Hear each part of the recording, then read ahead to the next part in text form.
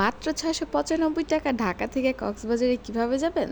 So চলুন দেখে আসি মাত্র ৬৯৫ টাকায় কিভাবে ঢাকা থেকে আমরা কক্সবাজার যেতে পারি। আর এটার জার্নিটা খুবই মজাদার ছিল, আশা করছি আপনাদের সবারও ভালো লাগবে। সো চলুন দেরি না করে ভিডিওটা শুরু করে দেই। সো কক্সবাজার যাওয়ার জন্য আমরা আমাদের বাসা থেকে মেট্রো স্টেশনটা কাছে পড়ে, আমরা মেট্রো স্টেশন দিয়ে মতিঝিল মেট্রো স্টেশনে নেমে যাই, কারণ আমাদের এইভাবে সুবিধা মনে হচ্ছিল এয়ারপোর্টের থেকে।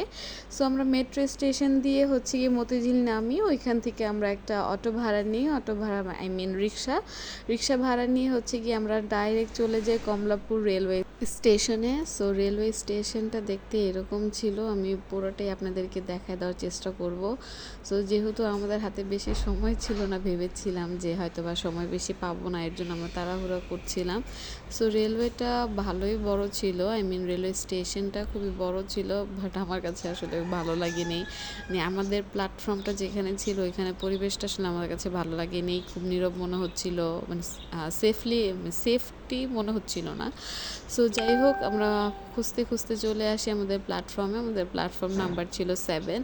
এই যে আমাদের ট্রেনটা দাঁড়িয়েছিল, আমাদের ট্রেনের নাম ছিল কক্সবাজার এক্সপ্রেস, যেটা হচ্ছে রাতে ছাড়ে। সো খুবই কষ্ট করে অনেক প্যারা খেয়ে হচ্ছে টিকিটটা কেটেছিলাম। সো যেয়ে দেখি আমরা মাত্র 9:30টার মধ্যে পৌঁছে গিয়েছি। মানে মেট্রো দিয়ে যাওয়ার জন্য এত সুবিধা আমরা পাবো বা এত তাড়াতাড়ি পৌঁছে যেতে পারবো আসলে বুঝি নেই। সো আমরা খুঁজতে খুঁজতে একদম শেষের মাথায় আমাদের বগি ছিল, একদম শেষে।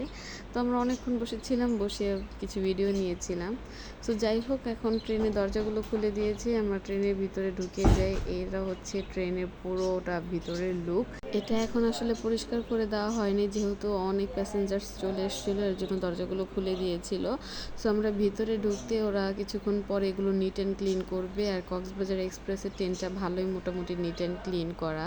আর প্রত্যেকটা সিটে ওইখানে হচ্ছে গিয়ে ফ্যানে লাইট অফ করার প্রত্যেকটা সুইচ দেওয়া ছিল। আর আমার কাছে মোটামুটি ট্রেনটা খুব ভালোই লেগেছিল। সবাই আসলে নোংরা দেখে ভাববেন এটা অল টাইম নোংরা থাকে, এটা ওরা একটু পরে হচ্ছে গিয়ে ক্লিন করে দিবে। আর আমাদের বগি ছিল একদম শেষের মাথায়, ভাগ্যক্রমে খুব কষ্ট করে টিকিট পেয়েছিলাম। এনিওয়েজ, এটা জার্নিটা খুবই খুবই মজা ছিল। তো এই যে ওরা আসলে আমার ছোটো বোন ভিতরে ঢুকে বসেছিল, আর ওনারা আর কি সব কিছু প্রিপারেশন নিচ্ছিল নিট অ্যান্ড ক্লিন করার, আমাদের বগিটা থেকে শুরু করেছিল পরিষ্কার করার। ওই ভিডিওটা আসলে আমি নিতে পারিনি বললে ভুল হবে, আমি নিয়েছিলাম, আসলে ভিডিওটা স্কিপ করে দিয়েছি, কারণ আসলে আমার কাছে ভালো লাগছিল না যে কেউ নিট অ্যান্ড ক্লিন করছে সেটার ভিডিও আমি নিচ্ছি। সো যাই হোক, আমি এর জন্য হচ্ছে ইগনোর করে দিয়েছি। আর এটা ওয়াশরুমটাও খুব ভালোই ছিল, মানে ভালোই পরিষ্কার ছিল, কোনো নোংরা ছিল না, কোনো কিছু না। সো সব কিছু শেষ করে আমরা আস্তে আস্তে জার্নি করে পৌঁছে যাচ্ছিলাম। মানে যত সময় যাচ্ছিল তত মনে হচ্ছিল এখনও কেন আসি না। আর সকালের ওয়েদারটা এত সুন্দর ছিল, এত সুন্দর, বিশেষ করে স্কাইটা, আলহামদুলিল্লাহ আমরা এত সুন্দর একটা টাইমিংয়ে গিয়েছিলাম, মানে পুরো জার্নিটাতে আমরা অনেক অনেক বেশি মজা করেছি। সো মজা করতে করতে আমরা চলে আসি কক্সবাজার স্টেশনে, যেটা আমার কাছে খুবই খুবই পছন্দ হয়েছে। এটার ডেকোরেশন, এটার ক্লিন, এটার স্পেস, ইচ অ্যান্ড এভরিথিং সব কিছু খুবই খুবই সুন্দর ছিল।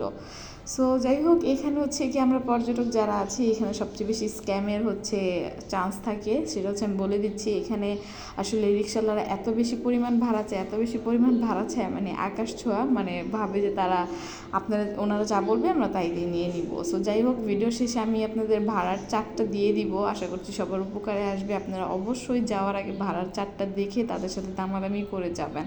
আর ওনাদের একটা সমস্যা হচ্ছে, ওনাদের চয়েস করা হোটেলে যাবে ওনারা তাদেরকে নিয়ে যাবে, এছাড়া সহজে কোনো অটো রিক্সাটা পাওয়া যায় না, এটা খুবই বিগ একটা প্রবলেম। সো এই তো ফাইনালি আমরা হচ্ছে গিয়ে পৌঁছে যাই এই যে ডলফিন মোড়, মানে কক্সবাজারে এই শেষের ঢালটা মারাত্মক লাগে আমার কাছে।